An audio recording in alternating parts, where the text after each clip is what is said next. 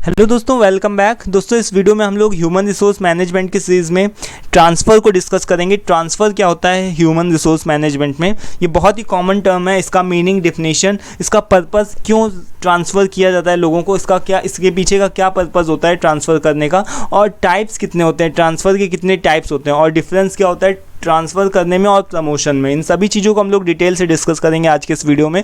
ठीक है, तो चलिए स्टार्ट करते हैं। जैसा कि आप सभी को पता है कि जो ट्रांसफ़र एक बहुत ही कॉमन टर्म है और हर एक ऑर्गेनाइजेशन में यूज़ होता है, क्योंकि एम्प्लॉय चाहता है, वो वर्कर चाहता है कि वो अपनी फैमिली के साथ में टाइम स्पेंड करे। उसको ऐसा लगता है कि मैं सेम ऑर्गेनाइजेशन भी ना छोड़ूं और अपने घर के साथ में, फैमिली के साथ में भी रहूं। ठीक है, तो लोग क्या करते हैं, अपना ट्रांसफ़र करवा लेते हैं। ठीक है, इसके अलावा दोस्तों ऑर्गेनाइजेशन को भी कई बार नीड पड़ती है कि उसको भी कई बार ऐसा लगता है कि मुझे अपने एम्प्लॉय को ट्रांसफ़र करना चाहिए, क्योंकि उस जगह पर, उस लोकेशन में ज़्यादा नीड है इस बंदे की। ठीक है, तो वो भी, जो भी ऑर्गेनाइजेशन होती है वो भी कई बार ट्रांसफ़र कर देते हैं लोगों को। ठीक है, तो ट्रांसफ़र का सीधा सा यहाँ पर मतलब है कि मूवमेंट, यानी कि एम्प्लॉय का मूवमेंट करना। जो भी लोग होते हैं ह्यूमन रिसोर्सेज का क्या करना, मूवमेंट करना। ठीक है, एक प्लेस से दूसरे प्लेस पर, एक डिपार्टमेंट से दूसरे डिपार्टमेंट के में ट्रांसफ़र कर दो, या फिर एक लोकेशन से दूसरे लोकेशन में ट्रांसफ़र कर दो, या फिर एक ब्रांच से दूसरे ब्रांच में ट्रांसफ़र करना ही क्या कहलाता है, ट्रांसफ़र। ठीक है, एक जगह से दूसरी जगह पर मूवमेंट करना। ठीक है, तो यही क्या होता है, ह्यूमन रिसोर्सेज का ट्रांसफ़र कहलाता है। ठीक है, मूवमेंट करना। तो यहाँ पर देखो कि ट्रांसफ़र जो होता है उसको सीधा से यहाँ पर बताया कि transfer may be given by the company और may be asked by the employees. ठीक है, ये जो ट्रांसफ़र है वो चाहे कंपनी के द्वारा भी किया जा सकता है, कि कंपनी की पॉलिसी के अंतर्गत होता है कि आपका ट्रांसफ़र किया जाएगा हर 3 साल में, इस तरीके से। या फिर एम्प्लॉय भी कई बार मांग, उसकी भी डिमांड रहती है कि मेरा ट्रांसफ़र इस पर्टिकुलर लोकेशन में हो जाए तो ज़्यादा अच्छा है, क्योंकि मुझे अपनी फैमिली के साथ में भी टाइम स्पेंड करना है। ठीक है, तो depending on the situation, it depends upon the situation, कि किस तरीके की सिचुएशन बन रही है, क्या माहौल है, उस हिसाब से ह्यूमन रिसोर्सेज को ट्रांसफ़र किया जाता है, उनका मूवमेंट किया जाता है। ठीक है, वो ऑर्गेनाइजेशन भी ना छोड़ें और साथ में काम भी बन जाए। ठीक है, इस तरीके से। तो ये बहुत ही कॉमन पॉलिसी होती है, that is being followed all the companies. ठीक है, काफ़ी इंपॉर्टेंट और काफ़ी कॉमन पॉलिसी होती है। अब इसके पीछे का देखो पर्पस क्या होता है, क्यों ट्रांसफ़र किया जाता है, रीज़न क्या होता है ट्रांसफ़र करने का। तो सबसे पहला जो कॉमन कारण आता है, जो सबसे पहला जो रीज़न आता है, डैट इज़ कि to meet the organisation needs. ठीक है, कई बार ऑर्गेनाइजेशन ये चाहती हैं कि उनके अलग अलग तरीके की ब्रांच होती है, उनके अलग अलग लोकेशन में प्लांट्स होते हैं। ठीक है, तो अब कई बार ऐसा होता है कि एक प्लांट में सभी लोग क्या हो गया, बहुत ज़्यादा लोग हो गए। ठीक है, अब दूसरे प्लांट में क्या हो रहा कि उसमें लोगों की कमी पड़ रही है। ठीक है, तो अब जो ऑर्गेनाइजेशन है उसको नीड है दूसरे प्लांट में। ठीक है, तो उसको, जो ऑर्गेनाइजेशन होती है उसको क्या नीड होती है कि दूसरे प्लांट में लोग पहुंच जाएं, थोड़े से यहाँ पर से लोग क्या हों कि उस प्लेस पे चले जाएं, तो इससे क्या होगा कि हमारा काम बन जाएगा। ठीक है, तो ये क्या है कि ऑर्गेनाइजेशन की नीड है, इस वजह से कई बार ऑर्गेनाइजेशन भी क्या करती है, लोगों को ट्रांसफ़र करना स्टार्ट कर देती है कि तुम्हारा ट्रांसफ़र वहाँ पर हुआ है, इस जगह पर, गुड़गांव से तुम्हारा ट्रांसफ़र मान लो कि दिल्ली पे हो गया, या नोएडा में हो गया, या कहीं और भी गुजरात वगैरह में हो गया। तो इस तरीके से अलग अलग लोकेशन में उसका ट्रांसफ़र कर दिया जाता है एम्प्लॉय को, क्योंकि ऑर्गेनाइजेशन को नीड होती है। ठीक है, और कई बार क्या होता है कि एम्प्लॉय को भी नीड होती है, एम्प्लॉय ये चाहता है कि मेरा ट्रांसफ़र हो जाए, क्योंकि उसको अपनी फैमिली के साथ में रहना, उसको अपना फैमिली के साथ में टाइम स्पेंड करना, उसको एक लोकेशन नहीं सूट करती तो वो दूसरे लोकेशन में ट्रांसफ़र करवा लेता है। ठीक है, तो एम्प्लॉय की भी रिक्वायरमेंट्स को फुलफिल करने के लिए ट्रांसफ़र किया जाता है। देन थर्ड नंबर पे क्या है कि to make the effective utilisation of employees skills, यानी कि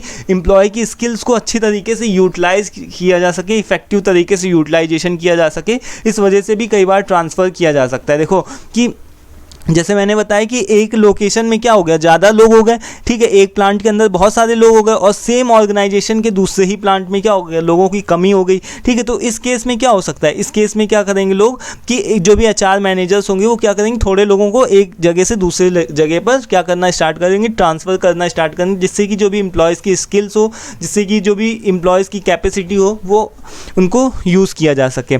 देन फोर्थ नंबर पर क्या आता है, to increase the employees versatility, यानी कि जो भी एम्प्लॉयज़ हैं उनकी वर्सेटाइलिटी को बढ़ाया जा सके, यानी कि एम्प्लॉयज़ हर जगह पर रह करके उनके अंदर जो अडेप्टिबिलिटी होती है ना, कि हर जगह पर अपने आप को टाइम के साथ चेंज कर सकें, या लोकेशन के हिसाब से अपने आप को चेंज कर सकें। ठीक है, कि अपने आप को अपग्रेड कर सकें।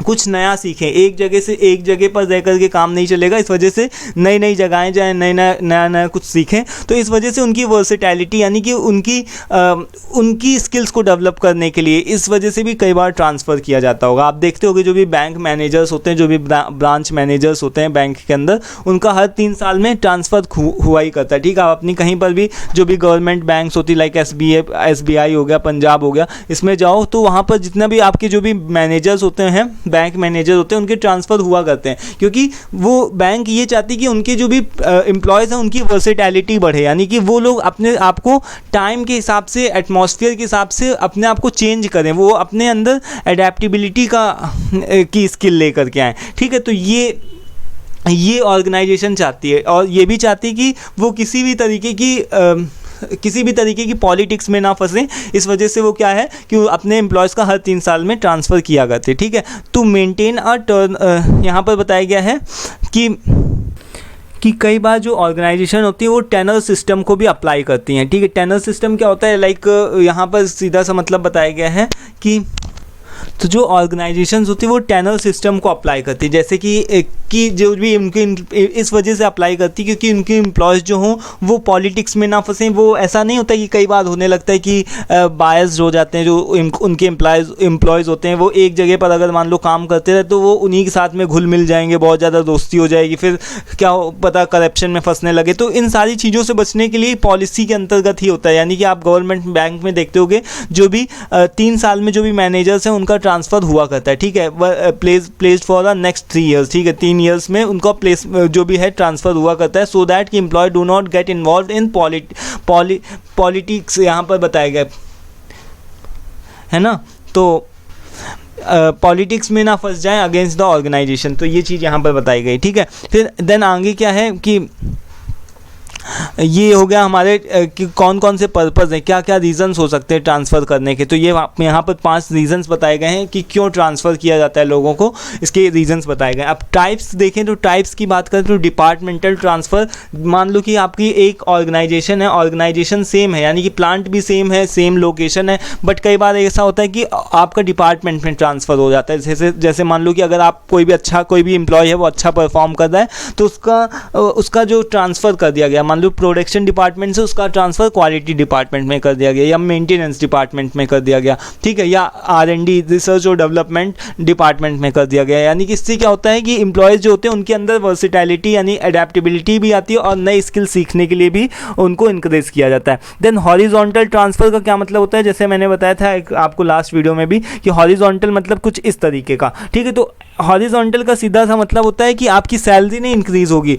बट यही है कि आपको एक डिपार्टमेंट से दूसरे डिपार्टमेंट में ट्रांसफ़र कर दिया जाएगा। सेम ये मान लो कि सेम आपको काम जो होगा वो सेम होगा, ऑलमोस्ट सेम होगा, बट आपकी जो भी सैलरी है उसको नहीं इंक्रीज़ किया जाएगा। ठीक है, यानी कि आपको एक तरीके से कोई भी प्रमोशन या डिमोशन आपका नहीं किया जा रहा, बट यहाँ पर क्या है कि दूसरे रोल्स और रिस्पॉन्सिबिलिटी दिए जा रहे हैं सेम सैलरी स्ट्रक्चर के अंदर। ठीक है, देन वर्टिकल ट्रांसफ़र का क्या मतलब होता है, वर्टिकल मतलब कुछ इस तरीके का होता है ना। तो वर्टिकल का क्या मतलब हुआ, यानी कि आप अभी तक क्या थे, मान लो अभी तक आप सुपरवाइजर थे तो आपको क्या बना दिया गया, मैनेजर बना दिया गया, यानी कि आपकी रोल्स और रिस्पॉन्सिबिलिटी भी बढ़ाई जा रही है और उसके साथ ही साथ में आपकी सैलरी भी इंक्रीज करी जाती है, यानी कि आपको क्या है वर्टिकल डायरेक्शन में जा रहे हो, है ना। यानी कि यहाँ पर इस तरीके से एग्जांपल भी बताया गया कि सीनियर एनालिस्ट से आपको क्या बना दिया गया, यानी जूनियर एनालिस्ट से क्या बना दिया गया, सीनियर एनालिस्ट बना दिया गया, या फिर सुपरवाइजर से आपको मैनेजर की पोस्ट दे दी गई। तो ये क्या हुआ, वर्टिकल ट्रांसफ़र हुआ। ठीक है, देन आगे क्या है, आगे है दोस्तों टेम्परेरी ट्रांसफ़र। टेम्परेरी ट्रांसफ़र में क्या होता है कि आपको कई बार ऐसे प्रोजेक्ट दिए जाते हैं कि मान लो कि कोई प्रोजेक्ट है अदर डिपार्टमेंट्स के साथ में, तो आपको मिल करके करना है, तो आपको 1 महीने 2 महीने 3 महीने के लिए आपका ट्रांसफ़र कर दिया जाता है कि वहाँ जाओ और उस प्रोजेक्ट में इन्वॉल्व हो जा करके, और तब आपका मतलब क्या है कि आपको टेम्परेरी समय के लिए यानी 2-4 महीने के लिए आपका ट्रांसफ़र किया जाता है, परमानेंट ट्रांसफ़र नहीं होता है, टेम्परेरी ट्रांसफ़र किया जाता है। ठीक है, देन रेमेडिकल, यानी यहाँ पर क्या बताया गया है, रेमेडिकल ट्रांसफ़र का क्या मतलब होता है, कई बार ऐसा होता है कि आपको हायर किया गया ऑर्गेनाइजेशन के अंदर बट आप सही तरीके से काम नहीं कर रहे हो। ठीक है, तो अब कंपनी वाले क्या करेंगे, डायरेक्ट आपको फायर नहीं कर सकते, वो आपको डायरेक्ट भगा नहीं देंगे कि तुम काम नहीं कर पा रहे हो तो जाओ, ठीक है निकलो। वो सबसे पहला जो स्टेप अपनाते हैं वो यही अपनाते हैं कि आपको ट्रेनिंग प्रोवाइड करते हैं, ठीक है। रेमेडिकल का मतलब क्या है कि अगर मान लो आप प्रोडक्शन डिपार्टमेंट में काम करते हो, क्वालिटी के साथ आप काम नहीं कर पा रहे हो, सही तरीके से काम नहीं कर पा रहे हो, तो वो आपको ट्रेनिंग प्रोवाइड करेंगे, ठीक है। आपको ट्रेनिंग डिपार्टमेंट में आपको ट्रांसफ़र कर देंगे। तो रेमेडिकल का मतलब कि आपको ट्रेनिंग डिपार्टमेंट में आपका ट्रांसफ़र हो रहा है, ठीक है। देन आपका प्रमोशनल ट्रांसफ़र का क्या मतलब होता है कि कई बार जो अच्छे एम्प्लॉयज़ होते हैं वो हाई लेवल पोजीशन में उनका ट्रांसफ़र कर दिया जाता है, ठीक है, दूसरे डिपार्टमेंट्स के अंदर। जैसे कि मान लो कि अगर कोई रीजनल सेल्स मैनेजर है तो उसको डायरेक्टर की पोस्ट दे दी गई, ठीक है, डायरेक्टर की पोजीशन पे उसको बैठा दिया गया है ना। तो ये क्या हुआ, प्रमोशनल, यानी कि उसका प्रमोशन भी किया जा रहा है, उसका ट्रांसफ़र भी किया जा रहा है, ठीक है, यानी कि उसकी सैलरी को भी इंक्रीज़ किया जा रहा है और साथ में उसका ट्रांसफ़र भी किया जा रहा है, रोल्स और रिस्पॉन्सिबिलिटी भी चेंज हो रही है, ठीक है। तो यहाँ पर कुछ एक टाइप्स लिखे हुए हैं ट्रांसफ़र के, आई होप कि आपको समझ में आ गया होगा। देन आपका यहाँ पर क्या लिखा है, एक 7 नंबर पे है, लास्ट है, दैट इज़ डिमोशन ट्रांसफ़र। कई बार ऐसा होता है कि एम्प्लॉय को बार बार उसको ट्रेनिंग भी दे दी गई